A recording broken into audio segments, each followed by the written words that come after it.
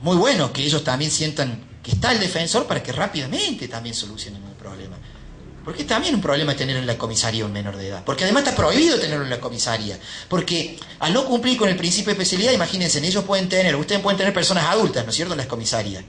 ¿Sí? Entonces pueden tener adultos. Y ahí este principio de la clasificación se viola constantemente. ¿Qué pasa si un chico termina abusado en una comisaría? ¿Qué pasa si un chico termina...? Puede pasar un montón de cosas. Entonces es fundamental que en el segmento policial esté también ahí la defensa con la regulación. Fíjense en que en el segmento policial, como primer eslabón del sistema penal, funciona igual que en el caso de los adultos, y es lógico, así es. En relación a niños, niños y adolescentes, conflicto con la ley penal. Por lo tanto, también es necesaria la presencia de defensores penales en los primeros momentos de producir la detención. ¿Sí? Pues la indefensión en la que se encuentran, además de los malos tratos, esto no quiere decir que todo acaso sea así, pero pueden existir, y las exigencias indebidas tienen un ingrediente que no debe soslayarse, y a cuyo conocimiento se accede a la experiencia. Fíjense, en los adolescentes que participan en hechos delictivos junto con mayores de edad, terminan aceptando más responsabilidad penal de la que les corresponde en los hechos investigados, en función de un tratamiento más benévolo que dispensa el sistema sin haber recibido un adecuado asesoramiento legal. ¿Sí? ¿Cuántos chicos se hacen cargo? Hacete cargo vos del hecho, hacete cargo de esto, porque, bueno, a vos te salvas. Y fíjense que además, ¿saben qué? Muchas veces yo creo que los jóvenes necesitan ser declarados responsables penalmente porque ha creado tanto el sistema también esta impunidad de los jóvenes. Porque viste que los chicos te dicen, por eso soy menor de edad, a mí no me pasa nada. No, loco, si vos sos punible y cometés un delito, te va a juicio, ¿eh? Rodrigo Moravito te manda, Fabricio Garzoni te manda a juicio, después verán. Después te va a agarrar Jorge y te va a agarrar Luis, verán si ellos te aplican una pena o no sé. O la cámara que venga, qué sé yo. Pero te aplican, te deben aplicar. Los chicos necesitan ser declarados responsables penalmente cuando corresponda. Con todas las garantías, con todos los derechos, pero necesitan. No es posible que no se lo pueda llevar a juicio. Sin embargo, eso pasa. En el segmento judicial, ¿qué pasa con la defensa? ¿Sí? Tenemos segmento policial, segmento judicial. En el segmento judicial, esto es lo que pasa hoy actualmente. Cuando tenemos un chico que no es punible, más allá de la investigación de hechos, si el juzgado, o sea, más allá de que hay que llevar adelante los primeros, obviamente, hasta acreditar la edad, hasta esclarecer el hecho, todo, llevar a la investigación. Pero una vez que está detectado, lo tenemos que pasar a la dirección. Yo no creo que deba tocar, al menos mínimamente lo tocará, pero no el sistema penal. Porque es lo que quiere la convención. Y si no hacemos lo que quiere la convención, lamento, chicos menores de 16 años no son punibles, y si no son punibles el Estado renunció a aplicarle obviamente una pena, llevar adelante un proceso penal, y lo lamento, eso es lo que dijo el Estado, eso es lo que hizo el legislador. ¿Sí? Hay ciertos proyectos de leyes, entre ellos de un muy buen amigo mío, que es Emilio García Méndez, que dice que bajar la edad de la punibilidad a 14, porque hoy en Buenos Aires, yo la otra vez cuando estuve disertando en la UBA el año pasado, le pregunté a la CENAF cuántos chicos ellos tienen por debajo de la edad punible encarcelados. ¿Vos sabés que no me supieron contestar? Porque el juez puede disponer por la 2278. Entonces García Méndez dice, no, bueno, mínimamente, bajémosle a 14 porque por lo menos tengan las garantías del proceso penal, pero si en el proceso penal de 16-18 tampoco hay muchas garantías. Y además afecta el principio de regresividad, y yo esto lo he discutido con Emilio en Fundación Sur, y bueno, él tiene sus postulados muy interesantes, pero me parece que estamos violando tratados internacionales. Entonces, esto es lo que está pasando hoy en día. Si no tenemos un parámetro de cuáles son los chicos que tenemos encarcelados, estamos mal, estamos en el horno, como dicen los pibes. Entonces, tenemos que tener un parámetro. Los chicos que no son punibles no entran en el sistema penal, lo siento, lo lamento. Entran los punibles, porque respecto de ellos podemos llevar un proceso penal. ¿Sí? Como dice ahí. ¿No? Nunca pueden consistir en privación de la libertad cuando los mandemos nosotros para allá, también. Se nos los puede mandar al instituto cuando lo reciba la dirección. No. Sin embargo, hay un caso acá, ¿no? Pero bueno, hay un caso. Hace muy poco un chico en Belém, recuerdan que mató a la sobrinita, a la sobrinita. Bueno, está bien, ¿y qué hacemos en esos casos? Porque yo también entiendo. A ver, ¿qué hago? ¿Qué pasa si en estos momentos yo estoy de turno, Fabricio está de turno, Dios no lo permite, tocamos madera, entra un pibe como pasa, qué sé yo, en otro país se agarra una pistola y mata a 3 o 4 pibes en la escuela. Y no es punible. Y la gente me va a querer cocinar, me va a decir, loco, mándalo en cana. ¿Y yo qué voy a salir a decir? No puedo. ¿Qué hacemos? Bueno, creo que habría que regular bien ese supuesto también. Pero no sé si sería bajar la edad de la punibilidad de la solución. Porque si no, la vamos a bajar a 13, la vamos a bajar a 12, la vamos a bajar. Los chicos cometen delitos cada vez más jóvenes. Sí. Y después entonces cambiemos el ciclo vital, ¿sí? Plantemos un árbol, tengamos un hijo, plantemos un árbol, escribimos un libro, lo mandemos a proceso penal apenas nace. Ahí, toma, en una bandeja, edúcalo. Y después devuélveme a la sociedad. Mira qué lindo, salió de proceso penal, qué divino. Educado, no va a robar más.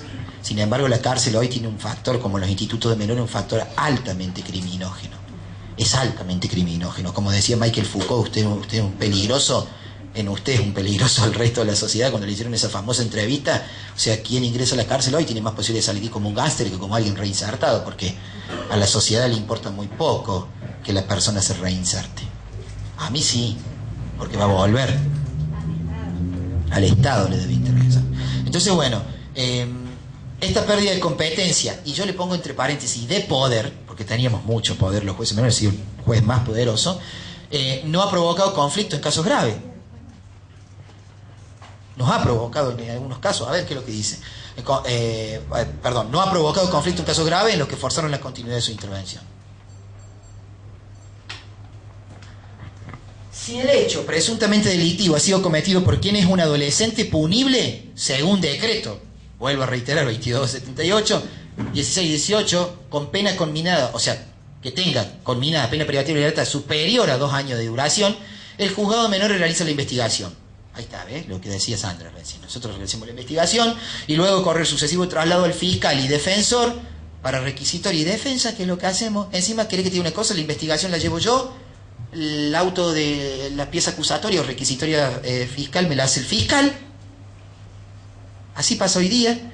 Y al asesor de menores, que se sigue llamando asesor de menores, dictamen respecto al método, eleva la causa para juicio. O sea, yo investigo, el fiscal acusa, se va a juicio y después intervienen los chicos acá, ¿no? Entonces, ¿qué pasa con la defensa? Todo esto dentro de la defensa, por eso he remarcado la defensa.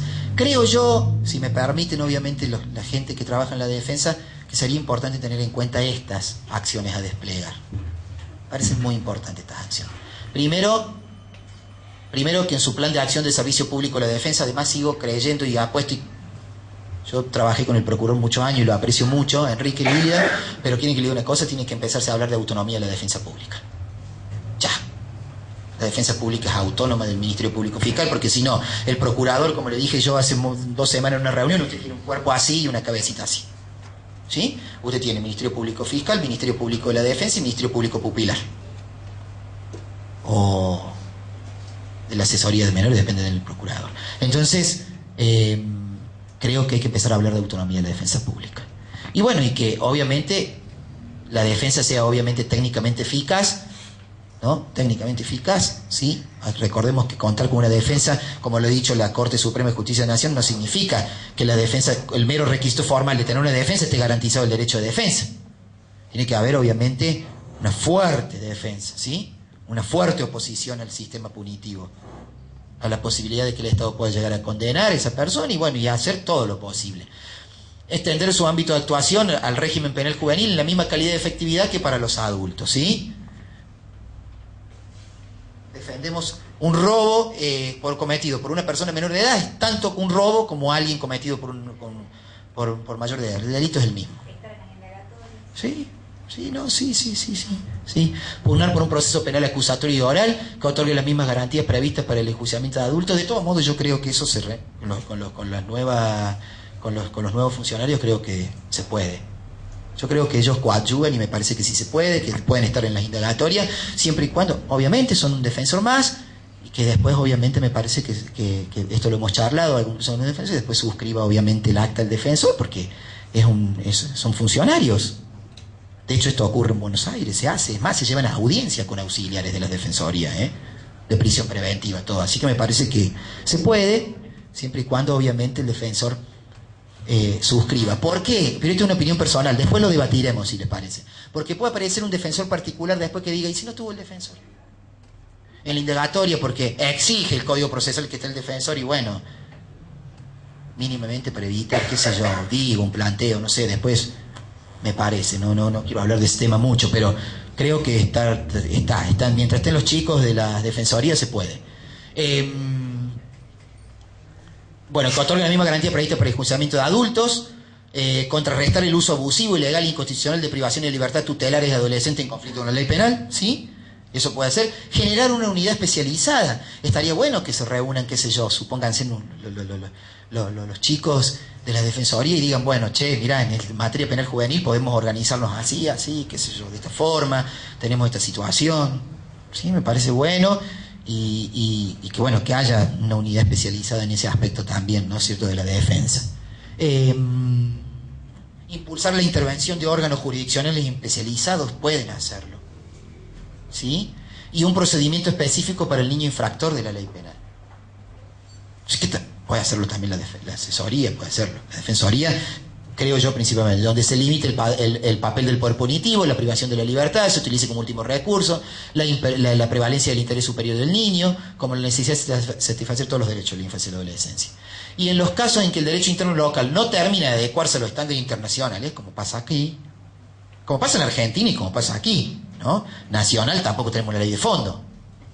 Y a Argentina ya se le cumple el año, ahora, en junio. La sentencia del 14 de mayo, Mendoza, y se notificó el 5 de junio en Argentina. O sea, que yo no sé qué estará haciendo el Parlamento Nacional. Pero tiene que haber una ley de fondo. Veremos. El rol del abogado defensor debe asumir una función crítica en la normativa que se aplica como enclave fundamental para la construcción de ciudadanía por este sector de la población, lo que implica contradecir y confrontar la normativa local con la internacional y siempre priorizar la normativa internacional. Está bien, no tenemos todavía normativa local, esto no significa que vamos a desaparecer del mapa, pero que se aplique mínimamente la normativa internacional, ¿sí? Porque la normativa internacional que yo le mencioné antes tiene mucha gama, y esto no significa que no la podamos aplicar. Sí podemos llevar adelante. Lo que pasa es que tenemos que mentalizarlo en llevar esto, la política internacional, las normas internacionales de derechos humanos. Nada más. Es norma de derecho interno. Y además tiene jerarquía constitucional. Entonces, bueno, pasando la defensa, la investigación, la defensa, llegamos al juzgamiento. ¿Sí? Y los tribunales habilitados para juzgar hoy son las cámaras en lo criminal y los juzgados correccionales. ¿Sí? Dependiendo obviamente del monto de la pena, si es mayor de 5 años, si es menor, etc. Entonces, ¿qué es lo que tiene que hacer una vez que se llega el momento del juzgamiento? El artículo 4, para poder aplicar una pena, establece claramente esto: que previamente se haya declarado su responsabilidad penal, que haya habido 1 año de medida tutelar mínimamente, ¿sí? 1 año, y que se haya y que haya cumplido 18 años.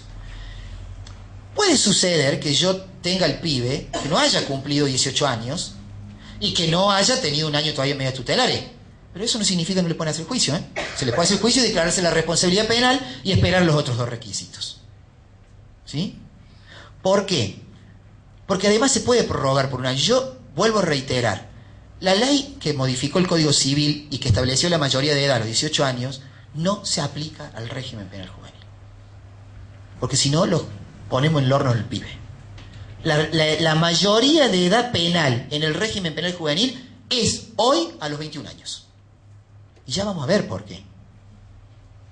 ¿Sí? Y ya vamos a ver por qué. ¿Sí? Me mira Jorge, viste, con una cara como diciendo, estoy bueno a pelear con pero ya vamos a ver por qué. Espérate, después me peleas después. Entonces, bueno, una vez cumplidos estos requisitos y las modalidades de hecho, etcétera, pudiendo reducir, o sea, se le puede reducir la pena a la escala de la tentativa. Esta es otra confusión. ¿Querés que tiene una cosa? Los jueces no están obligados a aplicarle la pena de la tentativa, porque dice pudiendo. Si se dijera debiendo, bueno, ya es otra cosa. O sea que aplicar es facultativo, de todos modos, de acuerdo a que los jóvenes, ¿sí?, responden de una forma diferente. Y los tratados internacionales hablan de responder de una forma diferente, ¿sí? Creo que es obligatorio, y a partir de cierto fallo, obligatorio a partir de la escala de la tentativa. A partir de la escala de la tentativa. Pero bueno, por eso es una interpretación. La ley dice esto, y hay una famosa frase que nosotros decimos abogados, donde la ley no distingue, no hay que distinguir, la ley dice podrá y podrá. Y bueno, está bien, después veremos qué es lo que pasará, pero por lo menos es lo que tenemos hoy. Si fuera innecesario, lo va a absolver, ¿no es cierto? Y podrá prescindir del artículo, del inciso segundo, que es que haya cumplido 18 años, solo puede absolver antes. ¿Cómo sigue con esto? ¿Qué dice la normativa local de los niños, la menor de edad, 4908? Cuando la sentencia no fuera absolutoria, no se hubiesen cumplido los requisitos previstos en el inciso 2 y 3, o sea, 18 años y un año de tutelar, ¿sí? Se limitará a declarar responsabilidad penal. O sea, puede el tribunal. Puede declarar responsabilidad. O sea, que se puede hacer un juicio a una persona de 16 años hoy, 17. Se puede. Digo porque hay algunos tribunales que dicen, no, hay que esperar hasta los 18. Que se cumplan el 2 y el 3 y recién. No. Se puede. La tutelar o socioeducativo, si se quiere, es simplemente un seguimiento del expediente. Por eso digo que tiene que haber una secretaría socioeducativa para que el chico cumpla los parámetros, porque obviamente responde de una forma diferente. Y ese tutelar, ese famoso expediente tutelar, entre comillas, era lo que me establecía a mí la radiografía de todo lo que hizo el pibe para poder aplicársele una pena más. Vos necesitas esto para aplicarle una pena. Más allá de las pautas del 40 y el 41, ¿no es cierto? O absolverlo. ¿Pero qué hizo? Y bueno, no hizo nada. Por eso el régimen es distinto. ¿Sí? Entonces el tribunal, una vez cumplido dicho requisito, el tribunal de juicio absolverá al inculpado o le impondrá la pena que correspondiera. ¿Sí? Bueno, junto con la resolución que ponga al fin del proceso, procederá a decidir sobre la disposición definitiva del menor, con audiencia del padre, tutor, etc. Hay algunas normas que establecen que si los padres no están, son nulos. Es nulo, yo no creo. Es más, nosotros cuando presentamos el anteproyecto de ley penal juvenil y hicimos la observación, una de las observaciones que hicimos con Fabricio, porque se establecía la nulidad del proceso si no estaban los padres. Y yo creo que mientras esté el asesor y esté el defensor, no puede haber que ya extenderlo, sino que el tío también, si no está el tío, lo vamos a declarar nulo, si no está, no. Los padres no cumplen ninguna función dentro del proceso judicial, ¿o no? Entonces me parece que mientras estén las partes esenciales, bárbaro, no están los padres, no es nulo. Entonces, la disposición definitiva acá establece una posibilidad de apelar por el padre, tutor o guardador y el asesor de menor. ¿Y la defensa?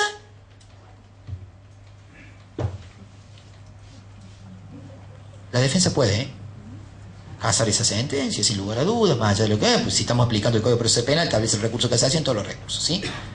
Casable, además es casable, una condena es casable, no apelable. En los casos en que se imponga pena privativa de libertad, subrayo de vuelta esto, el menor será alojado en establecimiento especial de reeducación de menores dependiente de la Dirección de Acción Social. Eso dice claramente la ley, ¿no? Instituto especializado, ¿sí? Entonces, seguimos en el juzgamiento. En todos los casos, yo digo que se viola el principio de especialidad. Y propongo unas medidas inmediatas. Después puede ser discutible. A mí me parece que el juzgamiento en el caso de un tribunal podría ser hecho, en vez de los muchachos, para respetar mínimamente el principio de especialidad, al menos hoy, inmediatamente que lo hagan 3 jueces de menores que no hayan intervenido en la investigación, ¿sí? Que no hayan tenido intervención. Y si no, empezamos a aplicar a los chicos, como la mayoría son en flagrancia, y no hay delitos tan graves, tan complicados, juicios unipersonales por el juez que no haya intervenido en la IPP, ¿no? Sí, me parece.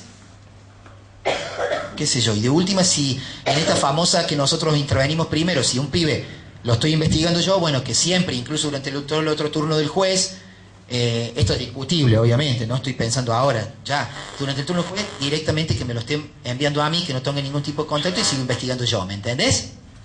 Para que no conozca nada, no me subjetivice, de alguna manera, pero al menos mínimamente para respetar el principio de especialidad, porque si no los muchachos también puede cuestionarse eso. Por eso es necesario una normativa urgente procesal. Es necesario, ¿sí? Bueno, eso en cuanto a propuestas inmediatas. Y entramos a la ejecución de la pena, ¿sí? Yo voy a terminar y hacemos un break y los que quieran que debatamos algunas cuestiones, que charlemos unas cuestiones, lo charlamos, ¿le parece? ¿Sí?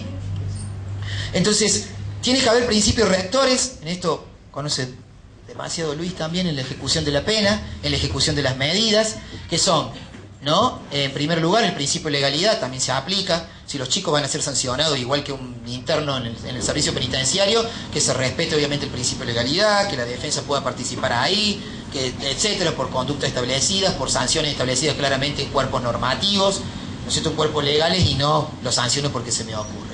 El principio de humanidad, bueno, este es general, hay que humanizar el proceso penal, y cuando hablamos de proceso penal hay que repensar el proceso penal y hay que repensar el sistema de ejecución de medidas de las penas y humanizarlo al máximo. Porque el 18 de la Constitución dice que las cárceles serán sanas y limpias para seguridad, no para castigo. Sin embargo, hoy las cárceles en Latinoamérica y en Argentina no son ni sanas ni limpias y son para castigo y no para seguridad. Y también empezar a hablar a las cosas por su nombre, porque las personas privadas de la libertad o los niños privados de la libertad no son nada más y nada menos que seres humanos que no han perdido la dignidad, y como decía el juez Garzón, ¿no?, de España, toda aquella persona que pierde la dignidad o no tiene dignidad es una persona deshumanizada, y en este mundo no puede haber nadie deshumanizado. Entonces, me parece que tiene que haber una humanidad también dentro, y tener en cuenta la igualdad ante la ley, ¿sí?, tenerlo en cuenta también como eje rector, el debido proceso, garantizar el derecho de defensa, etcétera, etcétera, etcétera, los pibes, y la proporcionalidad del interés superior de la persona joven son fundamentales como principio en la ejecución de la medida. Y bueno, y los derechos de los adolescentes sujetos a medidas son estos, o sea, derecho a la separación o clasificación. Puedo tener en este momento, esto muchas veces lo hemos hablado con Clara, o sea, puedo tener a ver a alguien, un chico que cometió un delito de la integridad sexual con un chico que cometió un delito contra la propiedad, no puedo. Sin embargo, lo que hoy tenemos, el Centro Juvenil Santa Rosa, y están todos ahí. Y además no son mitos que a las personas abusadoras los quieren mucho en la cárcel, ¿no? No los quieren mucho, les puedo asegurar. Entonces, parece que tiene que empezarse a respetar este principio de separación y clasificación. El derecho a ser informados constantemente y a estar informados constantemente. De ser informados y a estar informados. El derecho a estar en contacto con su familia es un derecho fundamental. A tener contactos con el exterior, porque si hablamos de reinserción y tener contacto con el exterior. El derecho a la educación y formación, ¿sí? Derecho a la educación, formación en contextos de encierro.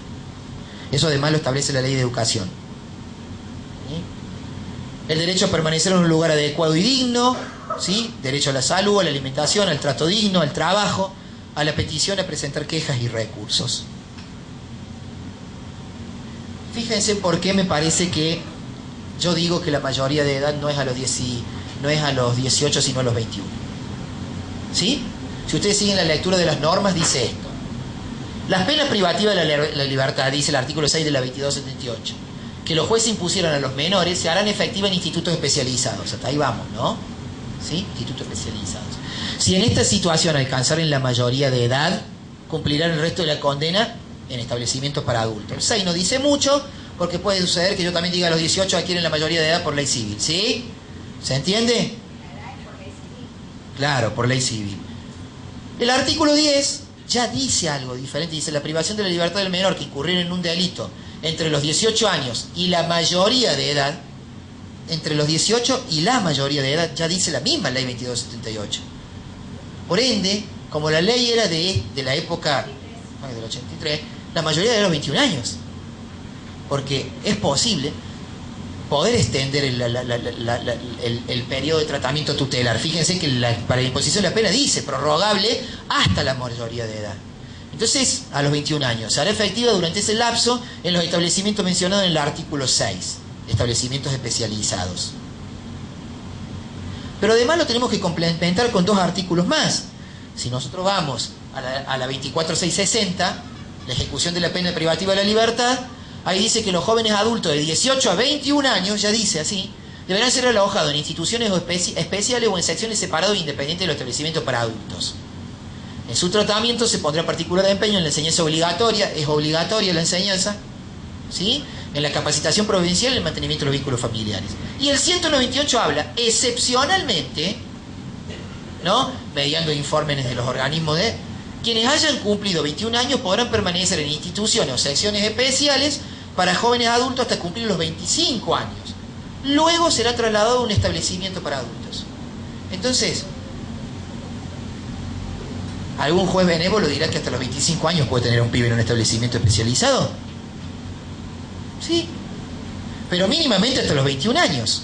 La mayoría de edad es a los 21 años en el régimen penal juvenil. Si no, ¿de qué serviría el régimen penal juvenil? Porque yo tengo que tener un año de medidas tutelares. Solo es posible aplicar una información amplia, información sumaria, cuando yo le agarro a la persona cuando he cometido un delito durante la minoría de edad, pero lo engancho cuando tiene 20, 30, ahí, ¿me entendés?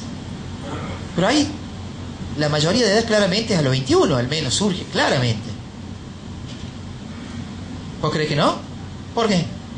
Porque la ley aplica la mayoría de edad del Código Civil, establece el Código Civil. Está bien, y si yo te agarro un pibe, pensemos en lo nuestro, el día a día. Yo te engancho un pibe a vos ahora a los 17 años, ¿cierto? Dentro de un mes cumple 18. ¿Y el año de tutelares? Es otro tema, pero no podés cambiar la mayoría de edad a los 21 años. Está bien, pero para aplicarle una pena lo tengo que mandar a un establecimiento. Pero la 24660 es clara. 18-21 en instituciones especiales. Ya son los chicos a los 18, ya tenés que aplicar la ley penal. No, juvenil. no hay casos en la Argentina, ¿eh? Te cuento que no hay casos, ¿eh? Cuidado con ese tema. Carecería, a mí me parece que carecería de sustento, está bien, es atendible, muy respetable la opinión, después veremos qué lo pasa, pero que carecería de sustento el régimen penal juvenil si la edad fuera a los 18 años. No habría posibilidad en algunos casos de aplicar este tratamiento tutelar que se exige para aplicar una pena más benévola. Bueno, no sé. Digo porque las normas dicen esto. Está bien, pero es una norma del 83 cuando la norma posterior de mayoría de edad. ¿Vos decís que a los 21 tiene que pasar a un establecimiento carcelario? Porque yo ahí dice instituciones especializadas. Pudiera. Bueno, está bien.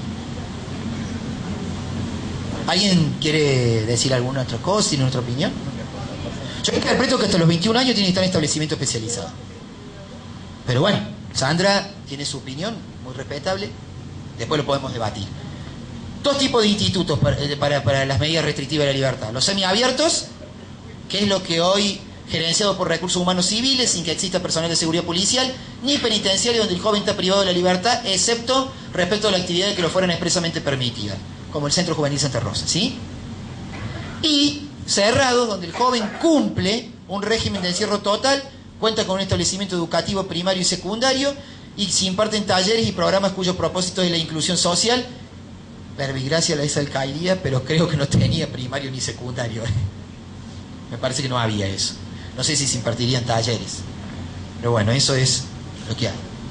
Finalmente, para terminar, ahí dice que en los casos en que se solicita la libertad condicional, el Tribunal de Juicio deberá solicitar bajo pena de nulidad a la Secretaría Asistencial, que ya no está más, por eso digo Secretaría de Medidas Socioeducativas, ¿sí? Y al director del establecimiento donde esté, obviamente el pibe alojado, informe sobre la resocialización.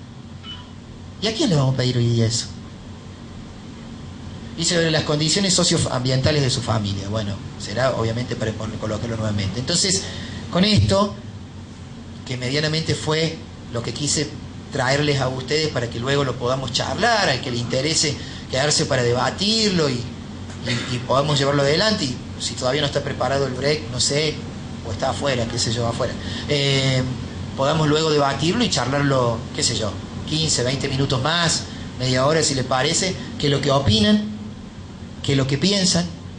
Lo cierto es que lo que a mí me parece es que estamos hoy en constante tensión con los tratados internacionales, estamos en responsabilidad internacional y no podríamos darnos el gusto de que la Corte Interamericana nos aplique una quinta condena internacional. Ya sería ya prácticamente devastador. Bien, eso es todo. Muchas gracias.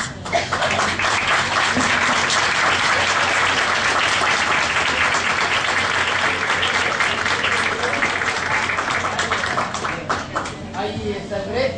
Y después lo que quieran, debatimos, ¿sí? Tengan opiniones, me parece bárbaro.